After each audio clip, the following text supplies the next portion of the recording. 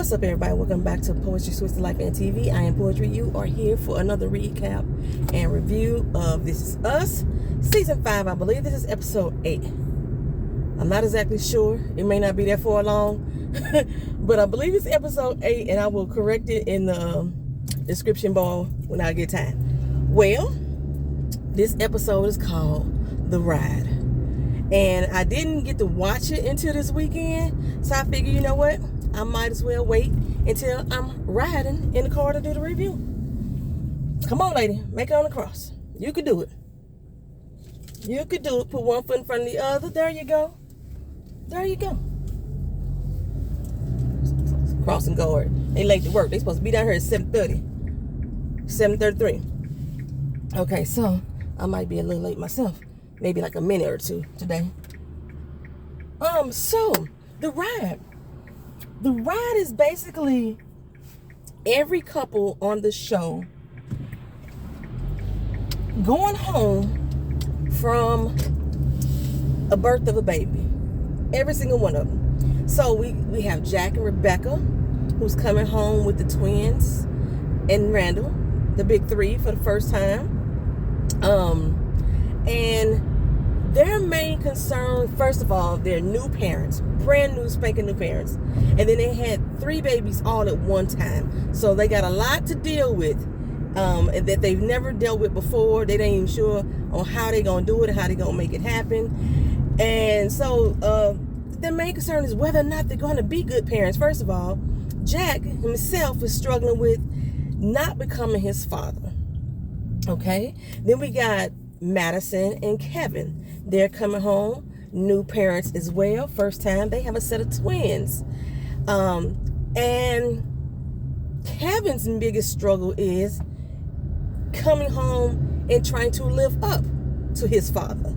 You know, the image of the father that he has in his head, whether he's going to measure up. Okay? So then there's Toby and Kate. They're on their way home with their second baby, little Haley Rose.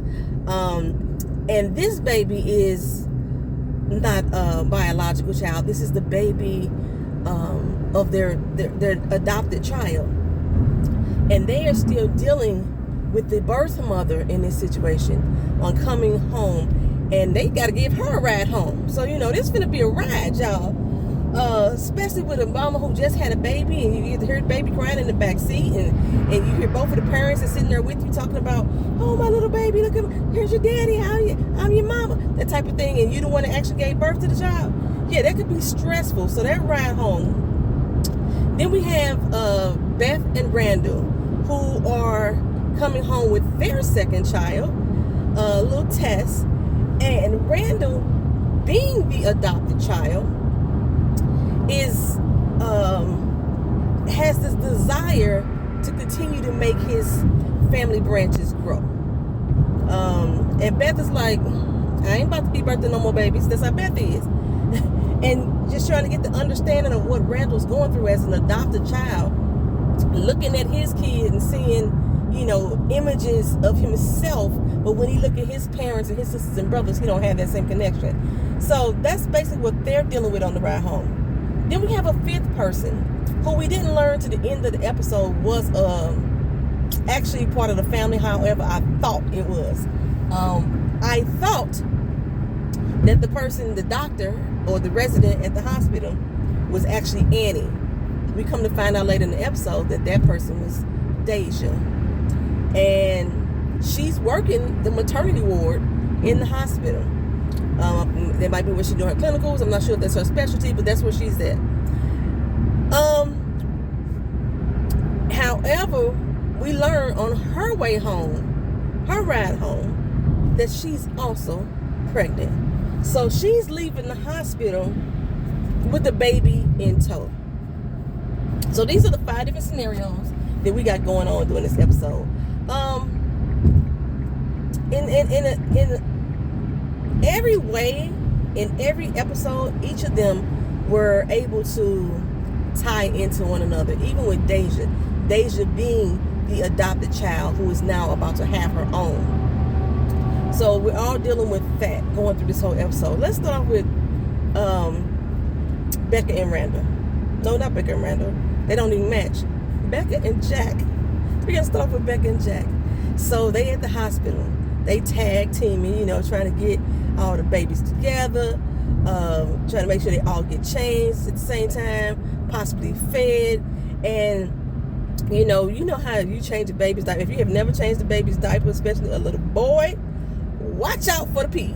You've been to change him, got all the poop off the back end of him, getting ready to throw on a clean diaper, and that mug, just like a doggone cat or dog, it's like they marking their territory, and the shit hits shit in the face without fail every doggone time. Or if you're cleaning them up real good, usually the little girls get you this way. You're cleaning them up real good, and you got the legs all lifted, and then they do the booty squirt again. They done pooped all over you. You just cleaned up. It's everywhere.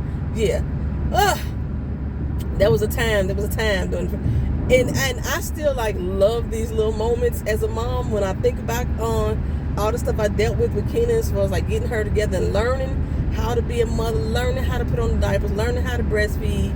You know, those oops moments, her playing in my makeup when she was like 3 months old. She had been covered her face completely like with it and everything. But bump. I gotta recognize the bumps on the road.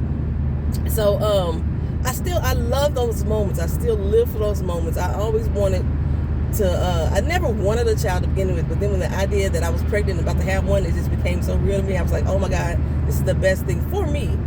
And then I wanted another one, and I never had that second child.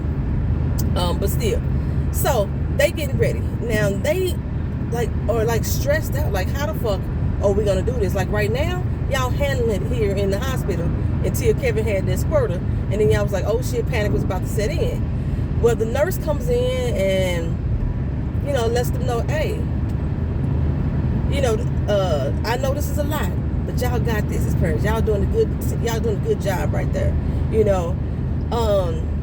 But you know, Becca and Jack have valid concerns. So the nurse gave them a little tip, because everybody that I know have done this. Well, I'm gonna leave out of here, right? The whole cabinet is stocked with stuff. Pampers, wipes, all stocked to the nines. You know what I'm saying? I ain't gonna say nothing if I come back in here and I gotta restock it, put it that way. So that allowed Jack and them to go home with a lot of supplies. Now Jack was supposed to be installing the car seats into the car. I don't really know when the rule came about that an adult should sit back in the back with the baby. I'm quieting down every time there's like a really bump in the road. I don't know when that rule came about, but it did. So, but Jack and them got 3 babies. Okay, they got 3 babies, and he has to figure out a way to get these doggone car seats in here. Ain't no instructions. I don't even think they was putting instructions back in the day, back in there. And I think a security guard or a security officer walked up on him and was like, oh, what the heck are you doing? Why you got so many doggone car seats in the back? And he was like, I got 3 babies, you know. Dude was like, oh, good luck with that. I'll pray for you. You know, adding more concern to Jack's fears that this is too much. 3 babies is too much. Now, you remember, he convinced Rebecca to take Randall. They would have went home with just 2 because one of their babies had died already. They would have just went home with 2. And now, like, everybody's like, yeah, it's a lot, bro. That's a lot. That's a lot. So, when Jack was about to head out the room, though, to go finally put these car seats and take the pampers and stuff out, you could see her, like, frozen in a moment. She has, like, weary all over her face, right? Straight weary. So, they get into the car. She continuously turn around. Now, she got stitches. She got real stitches. Did I have real stitches, too? No, I didn't have to go back. I didn't have the metal stitches. I didn't have to go back and get my removed. I had the ones that automatically dissolved. But I had, like, they was like staples, but they dissolved. It wasn't the needle and thread. And so she had to have a C-section. She had to have the stitches. I don't know, they would stitch you up in the perineum if your perineum tears. But still. Okay, so she's trying to turn around because she's worried, like, maybe I should be back there with the babies. I can't be back there with the babies because we got so many of them. And Jack is like, don't worry, don't trip. And she, like, steady trying to turn around, but she's steady hurting herself. He like, baby, just chill out. Jack is trying to be strong, but Jack is stressing the fuck out, especially when them damn babies started crying. When one of them cries, like a domino effect, all of them just started, all of them at the same doggone time. Jack is up here clutching the steering wheel. His knuckles getting white because he ain't getting no blood circulation through his hands. He's stressed right now, okay? So he's like, you know what? I'm finna stop and get some gas. Stop and get some gas. Now, they was having a conversation. As they was going to the gas station, they was trying to find a little song, a good song to listen to, for the baby's first song, whatever. And some dude's coming down the road driving like a bat out of hell. He on his ass, blowing his horn, whipping and whapping, and like Jack and Becca's like, what the hell is wrong with this dude, right? So they get coming up on the stop sign. This motherfucker come around on the left side, cuts them off right at the stop sign, and then like he drives so fast that, you know, his muffler hit the ground as he entered into the same gas station that Jack wanted to. Jack got out the car ready to lose his mind. Like, I'm about to fuck you up, sir. Rebecca was like, Jack, get back in the car. We got a car. Jack tell this motherfucker, look, I got 3 motherfucking babies in the car. You know, watch what you're doing. Dude is like, I don't give a damn. I wanted Jack to fuck him up, to punch his lights out. But Becca did make sense. She was like, baby, we got 3 brand new babies in the car. What if something happened to you? What if this motherfucker killed you? You know what I'm saying? Anything could have happened such as that. So Jack had to calm his ass down just a little bit and do what Becca wants him to do. He goes in the store to pay for the gas, and it hit him. He is stressed. He don't think he can do this. He can't handle this. Jack buys some liquor, tell the little guy he about to celebrate. That motherfucker down there that's shot right there in the gas station, baby. Right there. Try to cover it up with some mints. I didn't think you can cover a brown liquor with mints. I didn't think you could, but no, okay, they did that. He get back out to the car, and I was like, Jack, you're not gonna get behind the wheel of the car. Please tell me you're not gonna get behind the wheel of the car. He did have the sense enough to convince Becca, baby, you should go ahead and drive. You should go ahead and drive. You know what I'm saying? I can take her to kids. That way you won't hurt yourself. Good lie. But because that ain't reason why she need to drive. She need to drive because you just down some fucking whiskey in the goddamn store that quick. So I got 12 minutes. I need to get through everybody's story. Don't come over here. Don't do it. Stay in your lane. Stay in your freaking lane. So basically Jack, he's coming there, he's telling Becca how scared he was and how worried she was, and you know, he knows she got fears, but he got fears too. His biggest fear is becoming his father. He had to think about the fact that his daddy, he thought that his father didn't like them at all. He couldn't stand them. In order for him to tolerate them, I hate this road. I should have stayed on this side. It's a loud, bumpy road right here. Like how you pave half the doggone street and then don't pave the rest.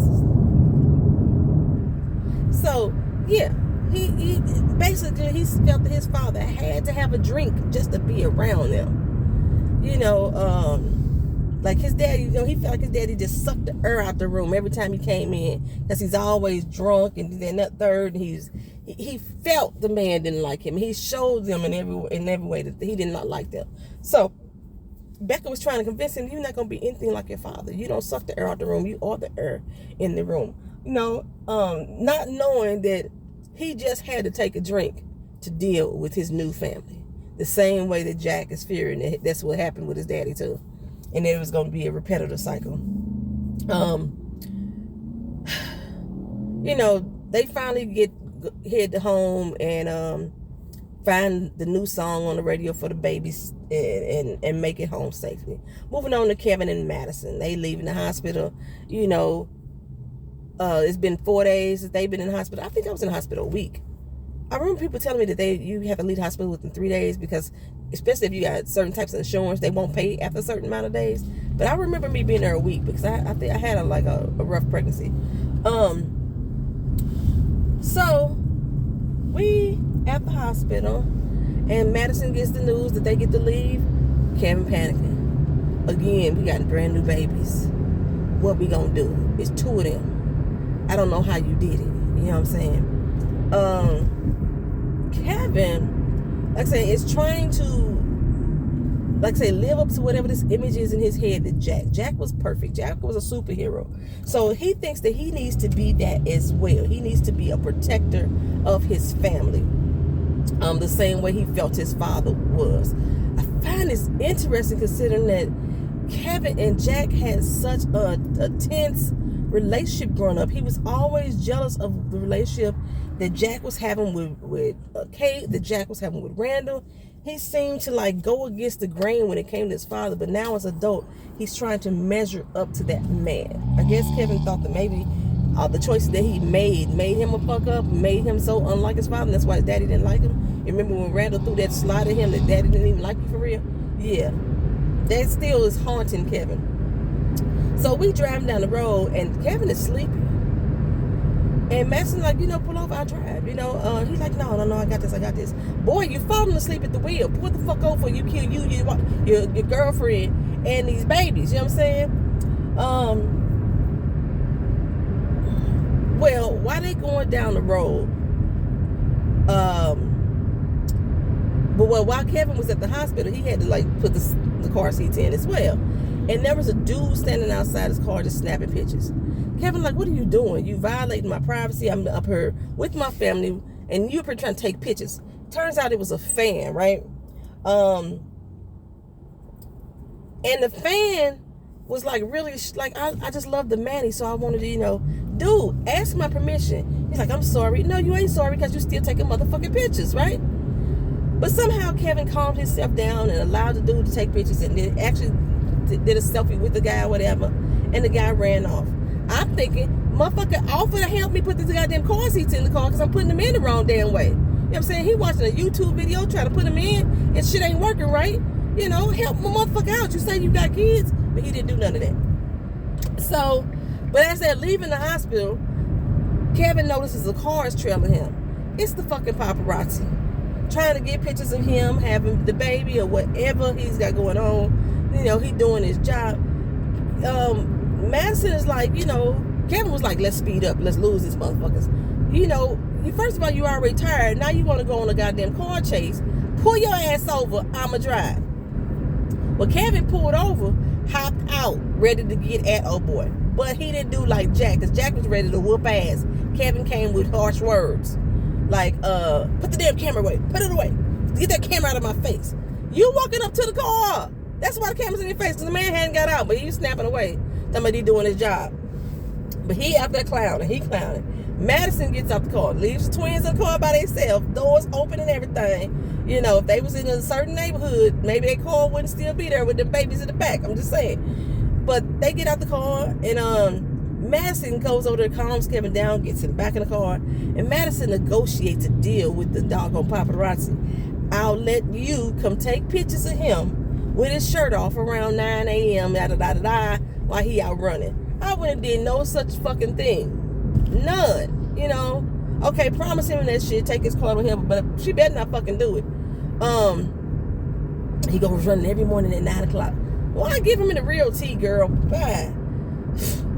Okay, so Kevin is like, what did you do? What did you say to him?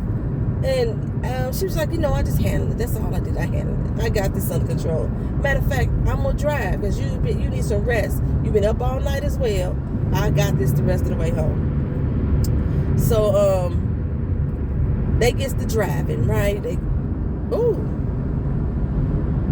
This car's about to veer off the road. They gets to driving, and Kevin falls asleep. While he's asleep, he has a conversation with Jack. Adult Kevin and adult Jack together. I was like, oh my gosh. Like, my little heart was fluttering because I love me some Jack. Y'all know that, right? I was like, oh my gosh. And Jack was in there holding the twins. Kevin come in like, how the hell you get them to be quiet, And he was like, I don't know. I just did it. It just happened. And, they had this conversation about Kevin trying to measure up to what Jack is. He like, just be yourself. Close your eyes, think about what you want in life and make it happen. You had the ability to do that. Well, Kevin had woke up, after that little conversation he had with his daddy, and even able to give him a hug and everything. And when he closed his eye, he was looking at Madison, and he closed his eyes and thought about it, and she was like, okay, you all right? What's up? opened his eyes. They at the house now. They at the house. She's sitting there. He had been sleeping in the car. She had left him asleep in the car. She said about 15 minutes, but I don't know. It had been a while. She didn't want to wake him up. I'm sorry. Don't leave me in the car asleep. Wake me up. Do not leave me in the car asleep. I understand. I'm tired. Let me go in the house, get into bed. But he came in the house. You know, he wasn't too upset about it. She's sitting there. The baby's asleep. You know, she got them quiet. And, you know, he did what Jack said. He closed his eyes. And he opened his eyes up and looked and he said, you know what? Let's make this official. Let's get married. He dropped down on one knee. He didn't have no ring, so he took his hospital band off his arm and gave that to her as his engagement ring. And she said yes. So now Kevin and Madison are about to make it official. Kate and Toby, they about to head home from the hospital as well. Toby was out there again trying to get these car seats together. Everybody was trying to get the car seats together, right? And Kate comes out with the baby. And it seems like everything is going okay with the adoption. Ellie is inside signing all the adoption papers. And she gets into the car and they finna ride home. They finna take Ellie home first. And while they're in the car, Kate is making all these plans for Ellie to come see the baby. And Ellie is like, I just don't want to talk about this right now, you know, back off a little bit, whatever. Kate not hearing. Kate bringing up, well, ain't your daughter's birthday coming up? Well, we got something for her and we should do this. And don't she like unicorns and this, that, the. Ellie is a fucking annoyed. Like, shut the fuck up. Look here, I can't do this. Okay, I'm about to give my god doggone baby up. Kate is like, well, this is what we signed up for. We asked for open adoption, which basically means that the birth mother will be involved in the child's life. Now, Kate, I hear you, but that's not what that means. That means the birth mother, you are allowing them the option to be involved. That doesn't necessarily mean that she will be. That's not what that means. You are giving them the option of having a relationship with that child. But it does not mean that this is what this person is actually going to do. And Ellie is like, I can't do it. Maybe later on in life, but no. It ain't gonna work for me right now. Kate is really upset by this because she's like, we had a plan. This is how it's supposed to happen. I grew up with a brother who didn't know his biological parents, and to this day he is still dealing with that stress and that desire to know who he is. You know, he has a lost identity by himself, and I promised that I was never going to let my child feel that way. That's why they wanted to do the open adoption. But Toby had to let her know, hey, you know, things change. Plans change. We came in here with a plan, but we also know that plans change often. She don't want to be involved right now. You can't force her to. Only thing that we could do as parents is to ensure that our child knows who the mother is. Everything that we know about her, we impart that information. We will never keep it from her. It won't be hidden. So we're doing our part. It's going to be up to Ellie to come around, if she ever come around at all, to actually want to have a relationship with the child. So going on to Randall and Beth, you know, they got it down. They got it down pat, hey, diapers, bam, pacifier, bam, water, bam, you know what I'm saying? And Randall makes the mistake, and I'm going to say it's a mistake, of telling Beth that he wants a third child on the day she just had a damn baby. That is a stressful time for a mother. Even though it's a beautiful thing, it's still a stressful time for a mother. And to be talking about having a third one, and we only 2 seconds of having a second one. Beth was like, oh hell no, you carry it. Let's not talk about this right now. Put a pin in it, stick a pin in it. Why are you not doing the speed limit? I don't understand. I got out that lane because they wasn't doing the speed limit. Then I get over here and now this motherfucker ain't doing the speed limit. Ain't a soul in front of you. The fuck?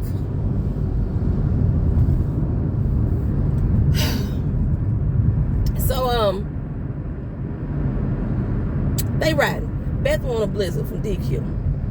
Why they riding though? I think before they even leave the hospital, the doctors tell Randall that the baby's eyes, the baby got his eyes. And he's like, really? She got my eyes. You know, and again, because Randall doesn't know his family, where he came from at this point, when they have Annie, having a connection, have a lineage, having some type of genetics with another human being is like, oh my God, this just happened, right? So, but they get into a big argument about this baby because Beth's like, look here, I keep telling you, I don't want no more damn kids right now. She wants him to shut the fuck up about it, but he just keep going on and on and on. They get to the Dairy Queen. He pissed her off so mad that she go and buy her own damn blizzard. She had this Snickers blizzard. I don't like Snickers blizzards, but Beth seems to love them, right? But while she's getting the food, Randall has a conversation with little baby Annie, like, look here, and explains, this is why I want to have another child, and all the information about not having family ties, and when he was little in school and he had to bring his family tree, his looked different than everybody else's. Everybody else had branches to connect to, and I had my own branch off to the side. You know what I'm saying? I didn't have that real connection, had different branches, and now I wanted to have a family as big as possible so I could have as many branches as possible as well. I'm about to be at work, so I'm gonna miss this part about Deja. Maybe I'll come back later and do Deja. Hold on. Okay, so I'm at work, so I'm gonna try to do Deja real quick because I still gotta put my socks and shoes on. Oh, I just hit the camera. Still gotta put my socks and shoes on. So, Deja, she's leaving the hospital, and she gets picked up by Annie. Like I said, I didn't even realize it was Annie at first until the end of the episode. But she gets picked up by Annie, and I gotta get my foot still broke, y'all. I'm still just walking around on a broke foot. So I didn't put my socks on at home. So like I said, she's in the maternity ward, and she bounces out, but she's like not really excited about the baby as she could be. Annie is real happy about the baby, and she wants Deja to share it with the rest of the family. They are headed over to the house. We're now in future days. Like I said, Becca is real sick. We know she has Alzheimer's. She's suffering with it real bad. She's real sick, and everybody's heading over there at that point. And I think at this point, only Annie knows about the baby, or only Annie knows that she's about to have this baby. I'm too fat for this, y'all. Trying to just reach my damn foot. And make sure that I got this brace on right. Oh, somebody about to pull up. Well, y'all almost about to see white boy Mike. He finna pull up right next to me. I told y'all he was cute. And he ain't sunburned right now either, so he really look cute. Just don't hit my damn car though. So at the end of the episode, I said we realized Deja's pregnant. Who she's pregnant by, I'm not sure. Maybe it's Malik. Maybe she got a new boo at this time. But there's a white car that pulls up, a white truck that pulls up at the end, and Randall's like, oh, they're here. So maybe this is Deja's boo. Maybe, I don't know. But I don't know who it is, because everybody else is already in the house. Is Kevin back from the store? Or is Toby back from the store? Maybe it's Toby back from the store, because somebody here went to the store, remember? They wasn't actually in the house yet. Maybe it's Toby. But I wonder who that was that pulled up at the end. Y'all, I got to go to work. I got to finish putting my boot on my foot. Y'all have a good one. This has been a recap on the run. This is us. Thank y'all for watching. Thank y'all for being here. Like, comment, share, and subscribe. If anything I missed that y'all want to talk about, drop it in the comment section. Peace.